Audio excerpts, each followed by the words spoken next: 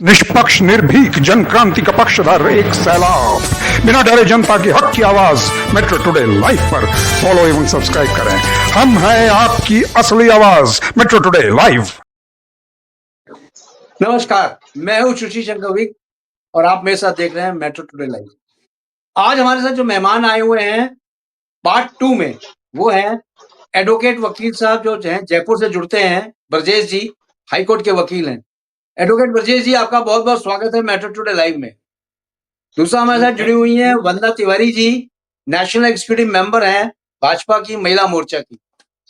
और वंदना जी, आपका भी बहुत बहुत स्वागत है मेट्रो टुडे लाइव में। धन्यवाद सर, धन्यवाद। जैसा कि अभी हम लोगों ने पार्ट 1 किया था जिहाद के ऊपर, उसमें कुछ चीजें रह गई थी आप दोनों प्रवक्ताओं को बोलने के लिए, तो हमने ये उचित समय समझा कि पार्ट 2 भी इसका साथ साथ कर लेते हैं, ताकि जो जनता के अंदर 140 करोड़ जनता के अंदर मैसेज जाए जिहाद का, वो क्लियर मैसेज जाना चाहिए। तो मैं वापस शुरू करना चाहता हूँ वंदना तिवारी जी से।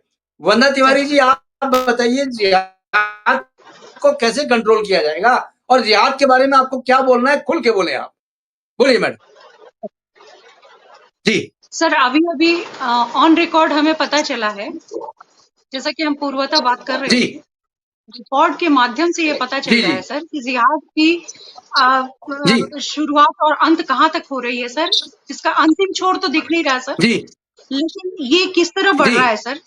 ऑनलाइन जो रिकॉर्ड है सर, चाहे वो रेलवे से हो, चाहे वो बस ट्रांसपोर्ट से हो, चाहे वो आवागमन के साधन से हो, या बाजार भत्ते से हो। जैसे समझ लीजिए सर, जैसे हमारी दीपावली आ गई, तो निश्चित तौर पर जो समुदाय है मार्केट में जो जाएगा वो हिंदू समाज ही जाएगा। बिल्कुल, दीपावली मतलब एक तरह से हमारे धार्मिक अनुष्ठानों के समय में अगर मार्केट में भीड़ होती है, तो निश्चित तौर पर हमारी हिंदू समाज के लोग ही ज्यादा जाएंगे, हिंदू जाति। बिल्कुल सही कहा आपने। सही सर, ये रिकॉर्ड इनको बाकायदे मिल रहे हैं सर, और ये इस रिकॉर्ड के आधार पर सर इस रेल को, उस ट्रांसपोर्ट को ये माध्यम बना रहे हैं। बिल्कुल सही, यानी इनको इनपुट मिल रहे हैं।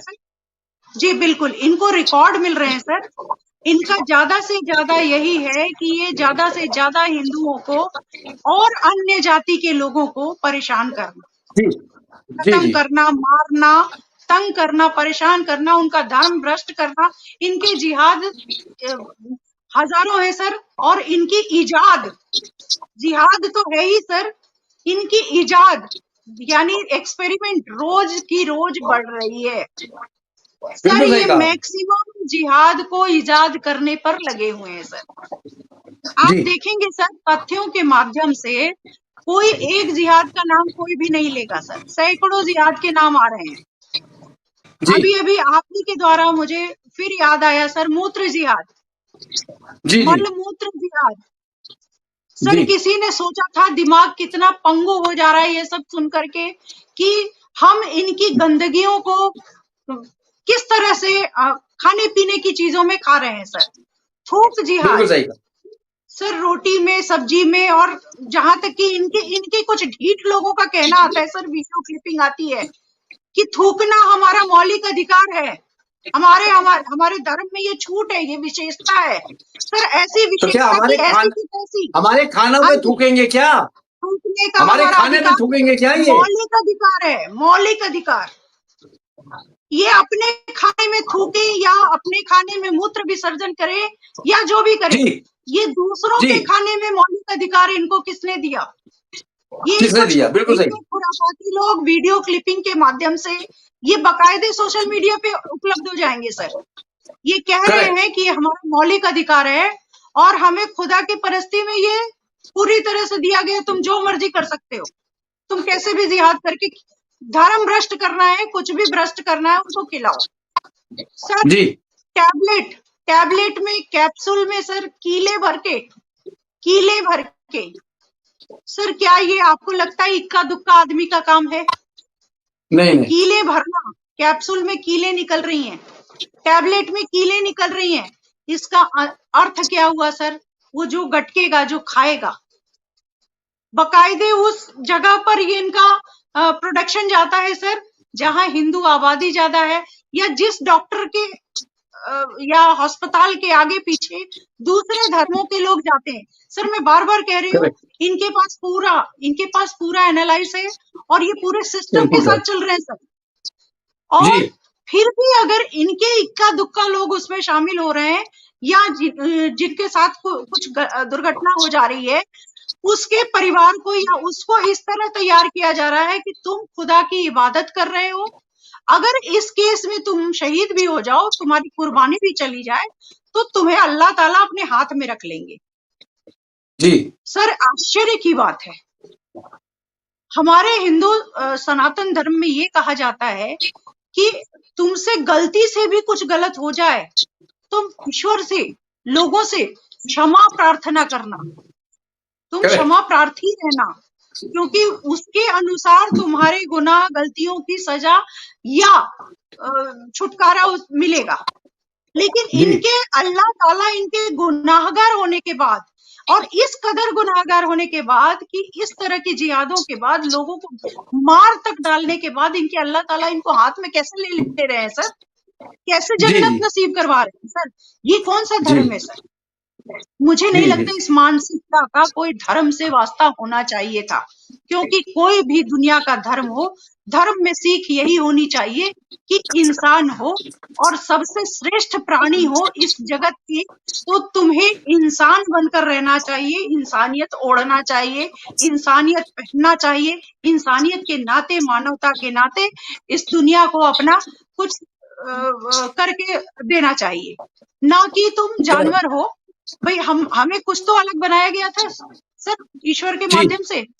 हमने सुना, हमारे पूर्वजों ने कहा कि हमने बहुत सारे अच्छे कर्म किए होंगे कि हमें इंसान का स्वरूप मिला, हम सबसे बुद्धिजीवी प्राणी माने गए। तो हमारी बुद्धि कहाँ भ्रष्ट हो गई सर कि हम जानवरों से ज्यादा बदतर काम करते रहे सर। जानवर भी जब तक उसके ऊपर आप आक्रमण नहीं करते, उसका विरोध नहीं करते, उसको परेशान नहीं करते, उसको सताते नहीं है, या उसको आपसे डर नहीं लगता, तब तक वो आप पर आघात नहीं करता, या उसको भूख नहीं लगी हो तब तक आप पर आघात नहीं करता, चाहे वो मार्मिक जानवर हो, मार डालने वाला, चाहे वो शेर हो, चीता हो, कोई भी हो सर। लेकिन इंसान एक पहला ऐसा प्राणी है सर, ऐसा प्राणी है, और खास तौर से इनके जिहादों में मैं बता रही हूँ सर, घेर के किसी एक निरीह को तड़पा तड़पा के मारना, इनका क्या तो ईश्वर बताता है, इनका अल्लाह बताता है, और अल्लाह उसको जन्नत नसीब करवाता है। हद की मतलब परिकाष्ठा देखिए सर, सोच देखिए, ये सोच सर। राक्षस, पहले के लोग बोलते थे कि देवता और दानव दो तरह के लोग होते हैं, निश्चित तौर पर ये दानव भी नहीं है सर, दानवों का भी उसूल होता था सर। रात्रि के प्रहार में दानव भी कभी कोई युद्ध नहीं करते थे, रात्रि में उनको भी विराम होता था सर, रात्रि में वो भी कोई गलत काम नहीं करते थे, सोने का समय होता था, रेस्ट का समय होता था। युद्ध नीतियों में भी यही था सर कि संध्या काल हुआ बंद, अगले दिन सूर्योदय के बाद जो करना होगा करना। इनकी तो कोई नीतियां ही नहीं है सर, इनकी कोई नीतियां नहीं है सर। ब्रिजेश जी के माध्यम से जो बोला गया, मैं इस पे पूरी तरह से सहमत हूँ कि इन 5 प्रकरणों पर अगर सरकार विशेष तौर पर देखती है और इन सब चीजों को ध्यान में रख करके इस तरह का कानून, तर्क संगत न्याय व्यवस्था बनाती है, तो शायद भारत को सुदृढ़ होने में समय फिर भी लगेगा सर, क्योंकि फितूर बहुत ज्यादा बढ़ चुका है सर। आप सोचिए कि जब आज की डेट में सर कक्षा 3 में पढ़ने वाली एक पिता के फादर ने आज रिपोर्ट किया है सर, कोर्ट में एक चैलेंज किया है सर, तीसरी कक्षा की बुक में, जीके की बुक में एक ऐसा प्रसंग आया है कि रीना नाम की एक लड़की अब्दुल को पत्र लिख रही है कि तुम कहाँ हो, कैसे हो, क्या चल रहा है, हम लोग तुम्हें बहुत याद करते हैं, मैं तुम्हें बहुत याद करती हूँ। और ये लव जिहाद का उसने मामला उठाया है कि एक कक्षा 3 की बच्ची को आप दिमाग में क्या डालना चाहते हैं सर। ये सारे मुद्दे हैं एजुकेशन पर, और खास तौर से सरकारी तंत्र में सबसे बड़ा जो तंत्र है राजनीतिक तंत्र, इस पर व्यवस्था ठीक को कंट्रोल करना ही पड़ेगा। और जब तक ठीक है आप नहीं करेंगे, आप दुनिया में न्याय व्यवस्था नहीं ना कर सकते हैं, और ना ही आगे के लोगों को कोई आप मतलब एक्सपेरिमेंट करने का या आगे के ठीक लोगों है को प्रोत्साहन देने का कोई मार्ग ढूंढ सकते हैं। ठीक है वंदना जी, आप 10 मिनट बोली। आपको बड़े धैर्य से हमारे जो एडवोकेट साहब हैं, जो प्रवक्ता हैं, बड़े धैर्य से सुन रहे थे और वो सोच भी रहे थे कि आगे आपको क्या-क्या चीज़ें और भी बतानी है, क्योंकि ये प्लेटफ़ॉर्म जो है मेट्रो टुडे लाइव का, 140 करोड़ जनता डायरेक्ट भी देख रही है और हम उसको रिले भी करेंगे। जी ब्रजेश जी, मैं आपसे ये पूछना चाहता हूँ एडवोकेट साहब, जो वंदना तिवारी जी ने अभी ज़िक्र किया जिहाद का, उसमें एक लव जिहाद का इन्होंने बताया, एक लेटर लिखती है एक हिंदू लड़की, एक मुसलमान को। आप ये बताइए, लव जिहाद या जिहाद कई तरीके के होते हैं, लेकिन अगर एक कली है, बच्ची तो अभी कली है, 3 साल की है, 4 साल की है, उसके दिमाग में अगर ये डाल दिया जाएगा, तो क्या वो अपने धर्म को भूल के दूसरे के धर्म में इंक्लाइन नहीं होगी? जी, ब्रजेश जी। धन्यवाद सर और आभार। देखिए सर, इंक्लाइन होना और डेक्लाइन होना, ये चीजें बहुत स्तर तक आपके जो कमिटी होती है एनसीईआरटी और एससीईआरटी, ये जी, जब सिलेबस डिजाइन करते हैं, जब ये सिलेबस डिजाइन करते हैं, डिफाइन करते हैं, तब वहाँ से ये चीजें जनरेट होती हैं, वहाँ से ये चीजें पता चलता है। वहाँ पर जो साइकोलॉजिस्ट बैठते हैं, एजुकेशनिस्ट बैठते हैं, वहाँ पर आपके और भी जो सोशोलॉजिस्ट हैं वो भी उसमें टीम का हिस्सा होते हैं सर। तो अब इसके लिए मैं छोटी सी देखिए सर, इसमें एजुकेशन की बात आई, तो जी, एजुकेशन में मैं आपको ये कहता हूँ सर कि जब हमारा सभी बच्चों को 12th क्लास तक, कक्षा 1 से 12वीं कक्षा तक एक यूनिवर्सल एजुकेशन का वो है सर हमारा, एटलीस्ट जी, 10th क्लास। 10th क्लास तो आप मान के चलिए इसको कि 10th क्लास तक सारे सब्जेक्ट पढ़ाए जाते हैं, सभी बच्चों को पढ़ाए जाते हैं, सभी पृष्ठभूमि के बच्चों को और सभी राज्यों में, सभी केंद्र शासित प्रदेशों में पढ़ाए जाते हैं 10th क्लास तक। जी, और 10th के बाद तो सर क्या होता है कि स्ट्रीम चेंज होती है, कोई साइंस लेते हैं, कोई कॉमर्स लेते हैं, कोई आर्ट्स लेते हैं, तो जी, स्ट्रीम जी, चेंज होती है। लेकिन 10th क्लास तक तो कम से कम एक होता है। 10th क्लास का मतलब है कि अभी जो राष्ट्रीय शिक्षा नीति है उसमें लिखा हुआ है कि भाई 6 साल से पहले एक बच्चे का एडमिशन नहीं होगा फर्स्ट क्लास में। बिल्कुल इसका सही है। अर्थ ये मान के चलिए आप सर कि अगर 6 साल के बच्चे का एडमिशन हो जाता है पूरी क्लास में और वो लगातार बिना फेल हुए चलता रहता है, तो 10वीं कक्षा में पहुंचते-पहुंचते वो 16 साल का हो जाएगा।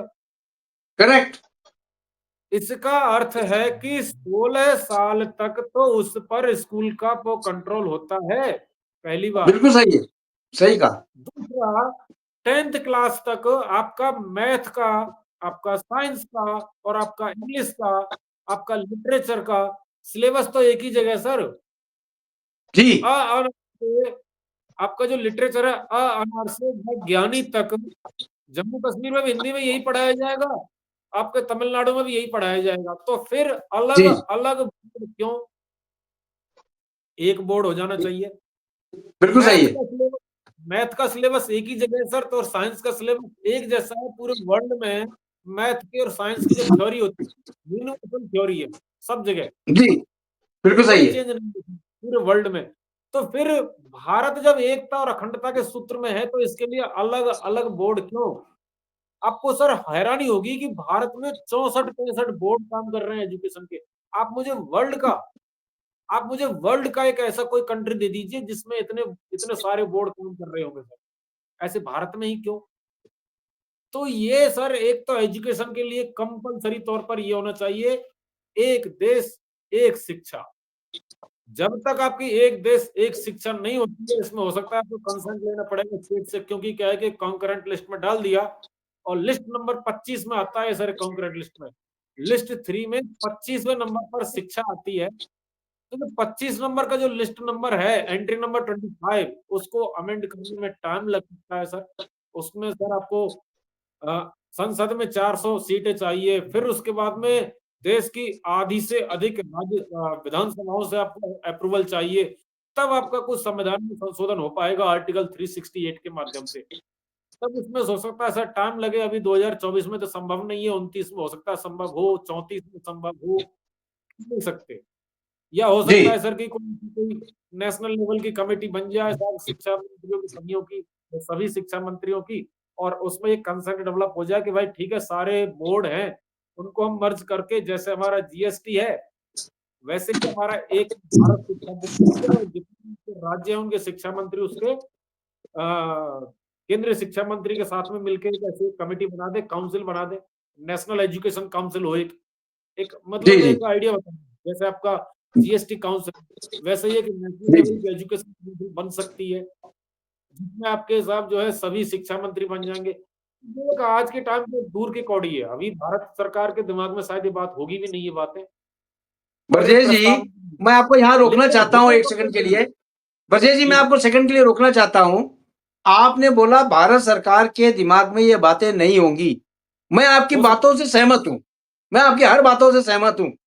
मुझे आप ये बताइए, क्या भारत देश ये चाहता है कि भारत के टुकड़े-टुकड़े हो जाए, उसके बाद उनके दिमाग में ये चीज़ें आएँ कि हमें ये करना चाहिए था तो ये हो जाता, ये करना चाहिए था ये हो जाता, ये कहाँ की अखंडता है? जी ब्रजेश जी बताएँ। बिल्कुल सही कह रहे हो आप सर, बिल्कुल सही कह रहे हो सर। देखिए, जब हमारे देश की प्रस्तावना को हम पढ़ते हैं, देश की प्रस्तावना को पढ़ते हैं, तो उसमें दो शब्द आते हैं, एकता और अखंडता। बिल्कुल सही है।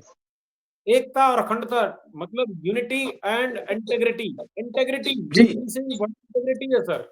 एक है जी, लेकिन जी, हम अखंड हैं।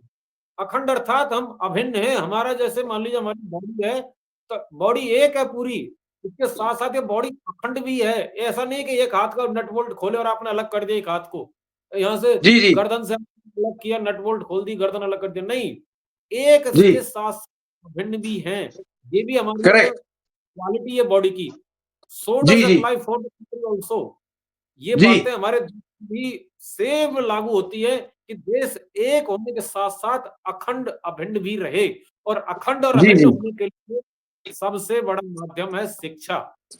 एक शिक्षा होगी 18 साल तक, 18 साल तक कोई कोई धार्मिक पुस्तक नहीं, कोई धार्मिक शिक्षा नहीं, 18 साल तक कंपल्सरी तौर पर आपको एकेडमिक एजुकेशन लेनी है, ये हमारा नियम होना चाहिए। जी, उसमें उसमें भी हाँ ठीक है सर, 12 साल के 13 साल के बच्चे गलत हरकत कर सकते हैं, गलत आदत हो सकती है उनकी, और वो स्कूल में, मैं समझता हूँ स्कूल में भी वो आदत परिलक्षित होगी। जैसे कि अभी रिसेंटली हुआ था 15 अगस्त से पहले ही, आपने सुना होगा सर, एक बच्चे को चाकू मार दिया था स्कूल में। जी, जी, उदयपुर की बात है। उदयपुर की घटना है सर। जी, जी, तो उदयपुर उसमें की क्या घटना है। हुआ था, जब उसमें हुआ था तो उससे पहले भी कुछ डेवलपमेंट चल रहे होंगे सर उस बच्चे के दिमाग में, तो वो बातें नोट नहीं की गई थी। वो बातें सही नोट कह रहे नहीं हैं की आप। गई थी। आपके जो टीचर्स हैं, आपके जो पेरेंट्स हैं, उनके द्वारा नोट नहीं की गई होंगी बच्चों को, तो ये ब्रजेश टीचर जी, होनी ब्रजेश जरूरी है। जी, बच्चे का बिहेवियर ही चेंज हो जाता है। अगर कोई बच्चा अग्रेसिव होता है, या आप जिहादियों को ले लीजिए, इनके जो अग्रेसिवनेस होती है वो तो चेहरे से ही झलक जाती है कि इनमें कितनी अग्रेसिव है। आप देखिए, हमारे जो हिंदू धर्म के लोग हैं, वो जैसे अभी मैडम भी बता रही थी, कोई चीज को काटने से थोड़ा डरते हैं, यहां तक तो नारियल को वो काट देते हैं छोटे छोटे बच्चे, तो इंसान को काटने में उनको टाइम नहीं लगेगा, क्योंकि उनकी जो मेंटेलिटी है वो यही है। उनको कोई चीज से डर नहीं लगता है। बेसिकली ये है, उनकी मेंटेलिटी को किस तरह से उन लोगों ने डेवलप किया है, ये देखो आप। और उस मेंटेलिटी के लिए बहुत ज्यादा भारत के लिए खतरा ये है कि जिस तरह से ये जिहाद चल रहा है, ये बहुत ही गड़बड़ है भारत के लिए, क्योंकि अखंड भारत हो जाएगा ये। एक साथ नहीं, एकत्रित नहीं रहेंगे ये। आपके 10 मिनट मैंने दिए थे, वापस मैं 10 मिनट मैडम वंदना तिवारी को बोलता हूं। वंदना तिवारी जी, आप बताइए कि भारत के संविधान को चेंज करने में तो टाइम लगेगा, जैसे ये बोल रहे हो, लगता भी है, जी लेकिन सर। इमीडिएट जो है फर्स्ट एड के लिए भारत को क्या करना चाहिए, जो इमीडिएट रेमेडीज हो और ये जिहाद को रोका जाए, क्योंकि जैसा आपने बिल्कुल सही बोला है, अभी हिंदुओं के त्योहार लगातार आ रहे हैं, और बिल्कुल। सबसे ज्यादा इकोनॉमिकल ट्रैवलिंग है वो ट्रेन से होती है। जब ट्रेन से लोकल ट्रैवलिंग और इकोनॉमिकल ट्रैवलिंग है, हर इंसान, बड़ा इंसान, छोटा इंसान ट्रेन से ही जाना सुविधाजनक समझता है, सुविधा भी अच्छी है। अगर इस तरह के ट्रेलमेंट्स होते हैं ट्रेन के, जो अभी तक तो नहीं हुए, इनके मंसूबे पर पानी फिर गया, और अगर ये आगे होता है तो हमारे भारत के लिए कितना खतरा होगा। जी मैडम। सर खतरा तो दिनों दिन हम लोगों को ये समझ में आ रहा है कि हमारे आसपास खतरा एक जाल फैला चुका है। मैं ये नहीं कहूंगी कि अब जाल बिछा रहा है सर, उनके जाल बिछ चुके हैं, बिछ चुके मैं हैं, बिल्कुल साफ सही। तौर पे कह रही हूँ, उनके जाल बिछ चुके हैं सर। जी आप जी देखिए कि दुनिया मतलब भारत में जो भी दुनिया भर के छोटे काम इनसे जी छोटे छोटे लोकल जो चीजें हैं जिसको व्यवस्था में सुचारू रूप से लाने के लिए किया जाता है सर। जैसे जी जी कि जी आप समझ लीजिए टायर की दुकान, पंचर की दुकान, मतलब होटल, आप समझ लीजिए चलते फिरते जितनी भी छोटी मोटी दुकानें हैं जहां मरम्मत की जी जाती है, या फिर हर तरह के दर्जी हो गया, नाई हो गया सर, हर एक डिपार्टमेंट में इन लोगों ने अपने आप को ट्रेंड कर लिया है और ये उस जगह बस गए हैं सर। ये हमारे जी आसपास में बिल्कुल बहुत, और सबसे अच्छी इनकी ये सोच है सर, इन्हें भी पता है कि ये अब्दुल नाम रख करके, ये रहीम नाम रख करके शायद हमारे बीच सरवाइव नहीं कर पाएंगे, तो ये बड़ी खूबसूरती के साथ से यहाँ तक कि खाने पीने के होटलों को भी ये माँ दुर्गा, माँ वैष्णवी, इस तरह के होटल का नाम दे देते हैं सर, और ये हमारे बीच में रह रहे हैं सर। जी हम शायद हमें हमारे पास इतनी हमारे चक्षु जो हैं इतने अंतराल से, इतने अंदर से उनको नहीं देख पा रहे हैं, हम उनको नहीं समझ पा रहे हैं, लेकिन ये बहुत बखूबी हमें समझ करके बैठे हैं सर। जी निश्चित जी तौर पर अभी मार्केट में जब हमारे पूजा का प्रकरण आएगा तो निश्चित जी तौर पर हिंदुओं की संख्या जिसके भी पूजा या समय आएगा उनकी संख्या उस समय ज्यादा रहती है सर। अब बिल्कुल आप सही है। देखिए छोटे छोटे हॉकर से लेकर के बड़ी बड़ी दुकानों तक इन्होंने अपना कब्जा जमा रखा है सर, हर चीजों पर इन्होंने करेक्ट। कब्जा जमा लिया है सर। और ये बहुत सुंदर तरीके से ये 35 साल 40 साल के भीतर इन्होंने जिस काम को हमारे हिंदुओं ने छोटा समझकर नहीं किया सर, सॉरी टू से, जी हिंदुओं में जी जी कमी थी। नहीं नहीं, बिल्कुल मुझे सही। अपने बेटे को आप पायलट बिल्कुल मुझे बोले, अपने बेटे को पायलट वरना बनाना मैडम है। बिल्कुल बोले, आपके पास बहुत समय है, आप बिल्कुल बोले, थैंक यू सर। बिल्कुल बोले आप। मुझे अपने बेटे थैंक यू सर। मुझे अपने बेटे को पायलट बनाना है, मुझे अपने बेटे को डॉक्टर बनाना है, मुझे अपनी बेटी को फलाना बनाना है, ढिमका बनाना है।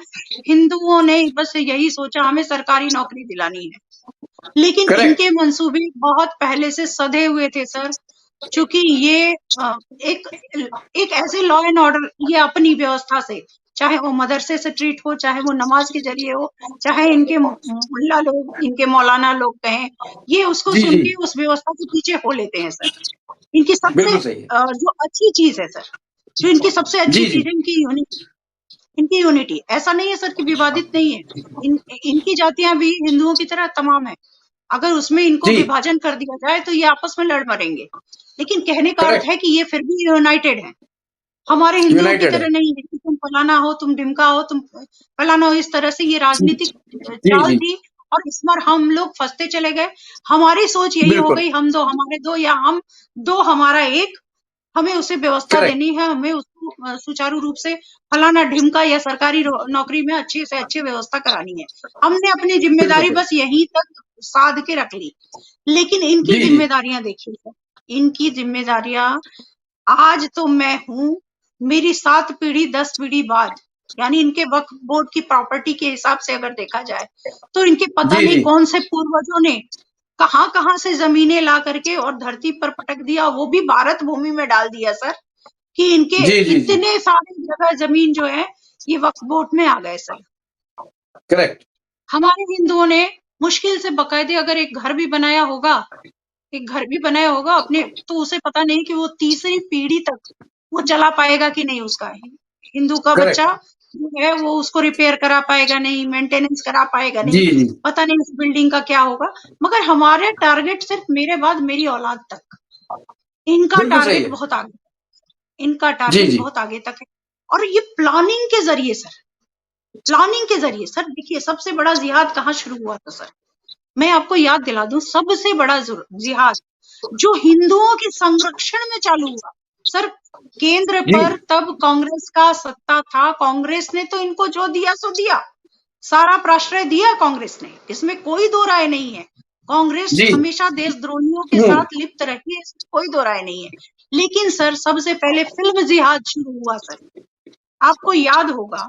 करेक्ट। एक जमाना वो था जब फिल्मी हस्तियां सर अपने आप को मुस्लिम नाम से शो नहीं करती थी, अपना नाम चेंज करके फिल्मी दुनिया में आती थी कि अगर वो रहीमा है, फातिमा है तो वो मीना कुमारी बन जाती हैं, वो यूसुफ खान है तो वो दिलीप कुमार बन जाते हैं, क्योंकि मेंटल सेट था सर, मेंटल सेट था कि हिंदुओं के बीच जाना है। अगर मुझे पिक्चर के जरिए, जैसे कि अमिताभ बच्चन सबसे बड़ा देशद्रोही है, मैं कह रही हूँ सर, सबसे बड़ा देशद्रोही है, उसने फिल्म इंडस्ट्री में सबसे ज्यादा क्या बोल रही हैं मैडम, क्या बोल रही हैं आप? बिल्कुल देश का नायक है वो। कोई नायक नहीं है सर। नायक कैसा होता है? नायक मेरा वो सिपाही है सर जो बिना किसी नेम फेम के कहीं जाकर शहीद हो जाता है देश के लिए। नायक वो है सर। नहीं, वो महानायक वो है, बात सही है जो युद्ध में आप सही कह रहे हैं, लेकिन इसके फॉलोअर्स कितने हैं? अमिताभ बच्चन के फॉलोअर्स कितने हैं ये देखिए आप। कहने का मतलब ये है, हमें फॉलोअर्स नहीं देखने हैं। हम आज भी, मैं कम से कम गांधारी नहीं हूँ और मैं कम से कम हमारी न्याय देवी की तरह आंखों पे पट्टी बांधकर नहीं बैठ सकती। ये सबसे बड़ी बात बोल रही हूँ। उसके जरिए जिस तरह फिल्म में सबसे ज्यादा भगवान के प्रकरण में ऊल जलूल बातें बुलवाई गई, क्या वो पी कर बैठा था? सही कहा। उसकी बुद्धि, उसका तर्क संगत नहीं था उसके पास कि मैं अपने देवी देवता से प्रश्न कर रहा हूँ, लात मार रहा हूँ, क्वेश्चन कर रहा हूँ, मैं नास्तिक हूँ, आकर के मैं आज तेरे दरवाजे पर आया हूँ, तुमने कौन सा एहसान कर दिया? ये रोल के माध्यम से सर, ये रोल के माध्यम से ये पहले मीडिया के द्वारा लोगों के मन में छवियां बिगाड़ी गई। कैसे सर? जैसे शोले में,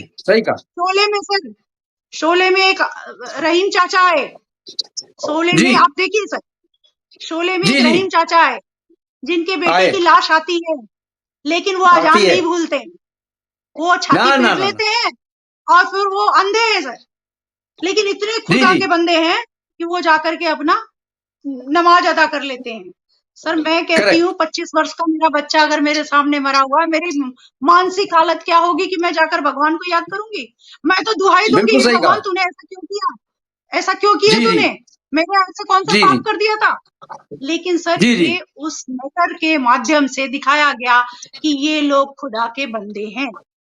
सर नायक आज भी देखिए, पिक्चरों में देखिए सर, बेवकूफ बना करके आप देखिएगा सर। आमिर खान की कोई एक पिक्चर थी जिसमें हमारी भोजपुरी भाषा को वो कोई पीके एक विक्षिप्त आदमी हमारी भोजपुरी भाषा पर पूरी पिक्चर बना गया, और हमारे जैसे पंगु लोग, हमारे जैसे हिंदू पंगु लोग बैठ करके उसे तालियां पीट करके और पैसे वैसे और जुगाड़ करवा करके हॉल में फेंक करके जीवन भर की पूंजी हमने इन लोगों के नाम कर दी सर।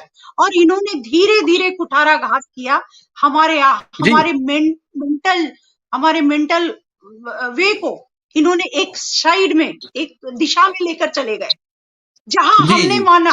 आज भी सर मेरे घर में सबसे ज्यादा, मैं अपने घर की बात कर रही हूँ, मेरे घर में सबसे ज्यादा जेठालाल देखा जाता है सर। जेठालाल, तारक मेहता का उल्टा चश्मा। जहाँ एक अब्दुल है सर, उस कॉलोनी को मिनी इंडिया बोला जाता है, क्योंकि वहां सारे धर्म के लोग बैठते हैं, सारी जाति के लोग बैठते हैं, तरह तरह के स्टेट के लोग हैं और सब मिलजुल के रहते हैं। वहां हिला मिला दिखाते हैं, चूंकि उसको एक देखते हैं क्योंकि उसमें थोड़ा धार्मिक अनुष्ठान अपना है और हास्य के लिए देखते हैं। लेकिन वहां भी सर देखिए अब्दुल जो है, अब्दुल को इस तरह से सजाया गया है कि वो सबका प्यारा है, सबका चहेता है, वो सबके लिए मददगार है। लेकिन सर जो क्रिमिनल बनकर आता है वो कोई शंभुनाथ होता है, वो कोई रामलाल होता है। सर आश्चर्य की बात है, राम हमारे आदिदेव हैं, हमारे देवता हैं, शंभु हमारे भगवान हैं। हम इन नामों के साथ भी, और हम बैठ के देख रहे हैं सर, हम बैठ के देख रहे हैं, हमने इन्हें बढ़ावा दिया, हमने अपने जीवन भर की, सर उस जमाने में तो पैसे भी कम होते थे, लेकिन मैंने सुना था कि मनोरंजन के नाम पे सिनेमा हॉल में पैसे देने के लिए लोग इकट्ठा करते थे महीने में कि हमको 5 सिनेमा तो देखना ही देखना है, हमको 5 सिनेमा देखना है। घर में भले मैंने बासी रोटी खा ली, कोई बात नहीं, मुझे 5 सिनेमा का पैसा देना है। सर हमारी कमाई पर बैठे हुए लोग, मैं इन्हें सिर्फ कलाकार कह सकती हूँ, इससे ज्यादा इनका महानायक किसने बना दिया सर? कौन होता है महानायक? महानायक में फिर कह रही हूँ सर, देश के लिए शहीद होने वाला महानायक होता है हमारा वो सिपाही जिसका दुनिया के किसी कोने में जो खड़ा होकर के आज गोली खा रहा है, अपना जान दे रहा है, मेरा वो सिपाही महानायक है सर, मेरा वो महानायक है सर, जो देश के लिए अपने आप शहीद करता है, वो महानायक है। कहेगा महानायक सर, किसने दिया? मैंने एक दिन पहले भी कहा था, जैसे गांधी को मर दिया गया कि हमारे बापूजी हैं, ये हमारे राष्ट्रपिता हैं, भाई क्यों मढ़ा क्यों जा रहा है? मैं मानूंगी ना, मेरा पिता कौन है, मेरा राष्ट्र का पिता कौन है, मेरा जगत पिता कौन है, ये तो मैं मानूंगी। मुझ पर क्यों उड़ाया जा रहा है? एक चाचा बन जाते हैं, एक दीदी बन जाती है, एक फूफा बन जाती है, मतलब दुनिया हद है भाई, क्यों जबरदस्ती? मैं अमिताभ बच्चन को महानायक नहीं मानती, बल्कि मैं ये मानती हूँ कि आज जो भी पब्लिक की वजह से वो बना हुआ है, उसे इसी पब्लिक प्लेटफॉर्म पर आकर अपने तमाम गलतियों के लिए माफी मांगनी चाहिए, तब शायद भारत की जनता उनको माफ करेगी। करेक्ट, बिल्कुल सही कहा आपने। आपकी जज्बातों की मैं कदर करता हूं वंदना मैडम, आपने बहुत सही बोला। नायक और विनायक में डिफरेंस जो बताया, आपको पूरे 10 मिनट दिए थे, 10 मिनट में अब आपको देता हूं एडवोकेट साहब को, कि जो भी वंदना मैडम ने बोला है।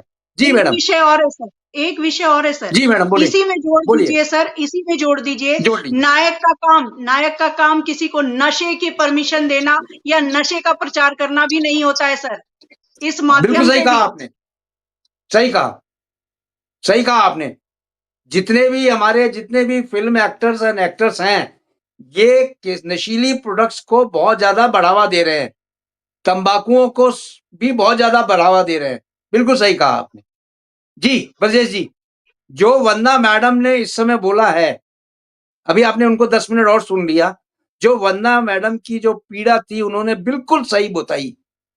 उस पे आपका क्या रिएक्शन है? क्योंकि 140 करोड़ जनता के पास वंदना मैडम डायरेक्ट गई हैं, आप भी उनको बताएं कि इनके जो वर्ड्स थे, इन्होंने जो भी बोला, उसके बारे में आप किस तरह से उसको देखते हैं?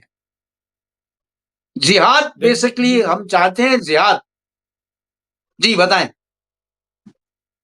देखिए सर, मैं एक कानून के ज्ञाता के आधार पर बताऊंगा, अगर आपको एक ग्रेजुएट के आधार पर मैं आपकी बात थोड़ा सा आप अपना वॉइस सही रखिए, आवाज। देखिए सर, वंदना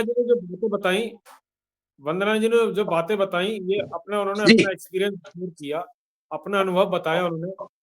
मैं आपको एक छोटी सी बात बताना चाहूंगा सर, इस सबके साथ में एक अपनी बात जोड़ के, कि भारतीय न्याय संहिता अभी बनी है और उसमें काफी विचार विमर्श हुआ था, मान रहा हूं सर इस बात। इसके लिए काफी जब बताया था, इसके जब बैकग्राउंड में जाते हैं, भारतीय न्याय संहिता को बनाने से पहले काफी कमेटीज में डिस्कशन हुआ था, कई सिटिंग्स हुई थी इसकी, कई जगह इसमें सब देश में दौरे भी किए गए थे भारतीय न्याय संहिता को बनाने से पहले। जी। तो इसमें यदि जिहाद नाम का कोई अपराध है और अपराध संज्ञान में है, तो ये जिहाद नाम का अपराध अलग से परिभाषित होना चाहिए था। ऐसा क्यों? क्योंकि सर जब आप बार-बार हम बोल रहे हैं कि जिहाद, तो इसका मतलब जिहाद एक अपराध हुआ ना, एक क्राइम है। तो अपराध हुआ, जिहाद तो अपराध हुआ, लेकिन तो फिर जिहाद को उन्होंने क्लासिफाई किया, कस्टमाइज कैसे किया सर? नहीं, जिहाद को क्या किया उन्होंने? जिहाद भी एक अपराध है, इसको उन्होंने क्या किया?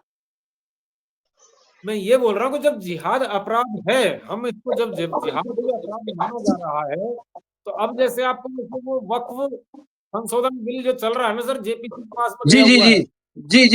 जी। ओके। उस समय पर यदि हम जैसे वंदना तिवारी जी हैं, ऐसे जागरूक लोग सुझाव लिए जाते, तो ये बोलते ना कि जिहाद नाम को भी डालिए, अपराध बनाइए। करेक्ट, हाँ बिल्कुल सही कहा आपने, सही कहा। अकाउंटेबिलिटी। जिहाद आपका किसी भी फॉर्म में हो, उसको जो आपको वो आप उसको जिहाद के साथ में आप कोई भी प्रीफिक्स या सफिक्स लगा दो, वो को अपनी जगह पर है। लैंड करेक्ट जिहाद, करेक्ट, लैंग्वेज जिहाद, लव जिहाद, कोई वो भी एक जिहाद आपने हो। prefix लगा दिए। जी जी जी जिहाद के साथ में आपने प्रीफिक्स लगा दिए, वो कोई बात मैं मान रहा हूँ, लेकिन जिहाद जी यदि जी, अपराध है तो अपराध घोषित क्यों नहीं किया आपने उसमें न्याय संहिता में? बिल्कुल सही है, सही है। घोषित होना चाहिए था ना। और जी जिहाद जी यदि मानते हैं, आज भी मानते हैं, तो हाई कोर्ट और सुप्रीम कोर्ट में लगाइए याचिका, और इसको जो एक अपराध, एक अलग से इसमें एक सेक्शन जुड़वाइए, एक धारा जुड़वाइए। धारा जुड़ सकती है सर, पहले भी हुआ है, जो हमारे इंडियन पिनल कोड था उसमें भी धारा जुड़ती थी, जुड़ी है, बहुत सारे संशोधन हुए, इसमें भी एक जिहाद नाम का एक अपराध जुड़ सकता है। मैंने आपको फिर बोल रहा हूँ सर कि देखिए, जिहाद ना बोलकर, अच्छा एक आदमी करता है जिहाद या कई लोग करते हैं? जी जी, मैं आपसे पूछ रहा हूँ सर, एक आदमी करता है या कई नहीं, लोग करते हैं? जिहाद तो एक आदमी करता है, लेकिन कलेक्टिवली कई लोग करते हैं ना। कलेक्टिवली जब कई लोग करते हैं, सपोर्ट करते हैं, तो उसको संगठित अपराध कहते हैं सर। जी जी जी और ये पहली बार जी, आया ये शब्द, भारतीय न्याय संहिता में पहली बार ये शब्द ये आया तो है। ऐड हो गया है, इसको बोलते हैं, ऐड हो गया। इसको बोलते हैं ऑर्गेनाइज्ड क्राइम। ऑर्गेनाइज्ड क्राइम एक नॉन ऑर्गेनाइज, डिफिनेबल अपराध है। आप अपनी पुलिस जी को जी हम सर एफआईआर करिए ना, कौन मना करता है? रेलवे को जो किया तो रेलवे एफआईआर करे ना, अज्ञात कई लोग 1000 लोगों के अगेंस्ट में करे, फिर पुलिस करेगी इन्वेस्टिगेशन, उन जी 1000 जी लोगों को लेके आएगी, उन 1000 लोगों को लेके आएगी थाने में, सब उनके साथ में होगी, उनकी जमानत भी नहीं होनी चाहिए। तो जी जी, ऑर्गेनाइज्ड क्राइम, ये सर एक ऑर्गेनाइज्ड क्राइम है, संगठित अपराध है, और संगठित अपराध एक बहुत बड़ा संगीन अपराध है। जी संगीन जी, अपराध है, ये सीरियस ऑफेंस है। लेकिन सीरियस ब्रजेश जी, ऑफेंस के लिए तो दूसरा क्या है ब्रजेश कि जी, एक इसका सेकंड में आपको रोक, एक सेकंड, एक सेकंड। संगीन अपराध है, बहुत बड़ा ऑफेंस है, इसके लिए नॉन बेलेबल वारंट, जैसे आपको ने नॉन बेलेबल है। आप मुझे ये बताइए, हाँ क्या बोल रहे हैं? मैं ये कह रहा हूं सर कि जब ये है तो इसके लिए तुरंत, अभी 1 जुलाई से लागू हुआ है, ये 1 जुलाई से जी जी लागू हुआ है, तो जो भारतीय न्याय संहिता के साथ साथ भारतीय नागरिक सुरक्षा संहिता भी एक नई बनी है 1 जुलाई से, ये भी जी हमको जी ध्यान रखना है। तो जी जी, भारतीय नागरिक सुरक्षा संहिता में अपराध को डील करने का प्रोसीजर दिया गया है, और उसमें फास्ट दिया गया है, फास्ट दिया गया है, फास्ट काम करने के लिए। तो फास्ट ट्रैक, पुलिस को ये दिमाग में होना चाहिए, फटाफट काम करे, उनको फटाफट काम करे ऑर्गेनाइज्ड क्राइम के लिए, ऑर्गेनाइज्ड क्राइम के लिए। तो ये जिहाद की बजाय इसको ये बोलिए संगठित अपराध है ये ब्रजेश हमारे। जी, जो ऑर्गेनाइज क्राइम हो रहा है, ऑर्गेनाइज क्राइम जो जिहाद हो रहा है, मास्टरमाइंड तो कहीं और बैठा है। मास्टरमाइंड तो इंडिया के बाहर बैठा हुआ है। सर सर वर्ल्ड के किसी भी कोने में बैठा हूँ, वर्ल्ड जी के किसी भी कोने में बैठा हो, मैं आपको ये बता देता हूँ सर कि हमारे इस कानून में ये प्रावधान है कि यदि कोई व्यक्ति वो भारत लेके के आएंगे। विरुद्ध भारत के विरुद्ध कोई भी कार्य करेगा तो वो देशद्रोह माना जाएगा, और उसको उस देश से खींच कर लाया जाएगा। करेक्ट करेक्ट, शायद मैंने बिल्कुल आपको सही कहा। पिछले वीडियो में बात बताई जी थी, जी जी, उसके लिए हमारे बताया था, प्रोविजन है बताया था। इंटरनेशनल लेवल पर, हमारे प्रोविजन है वो 1962 में हम कर चुके हैं इस काम को। हमारे जी जी कानून जी, है ठीक, एक्स्ट्राडिशन थोड़ा एक्ट 1962, ठीक प्रत्यर्पण है, अधिनियम। तो प्रत्यर्पित ठीक, किया जा सकता है, खींच के लाइए। जी जी जी जी जी तो जी, इसका मतलब सारी जिम्मेदारी जब आती है, complete responsibility lies on the shoulders of the government.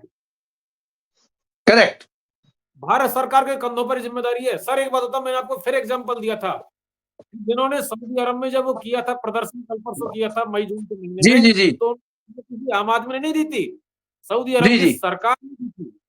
तो यहाँ पर भी करेक्ट, भारत सरकार के पास में एजेंसीज हैं, सीबीआई है, आपके पास में स्टेट के अलग अलग पुलिस हैं, इकोनॉमिक ठीक है, ऑफेंस विंग है, और दूसरा आपके राइट, पास में जो रेलवे है उनकी भी अपनी एक ऑफेंस विंग है सर। जी जी, ठीक है, जी ठीक है, थैंक यू वेरी मच। आप लोगों का बहुत बहुत धन्यवाद, वंदना मैडम और एडवोकेट वकील साहब ब्रजेश जी, आप दोनों का आने के लिए बहुत बहुत धन्यवाद, और जिहाद के ऊपर पार्ट सेकंड करने के लिए भी थैंक यू वेरी मच। जय हिंद, सर जय भारत। पारदर्शिता के लिए आपके चैनल को साधुवाद। जय हिंद, जय भारत। जय हिंद मैम, जय।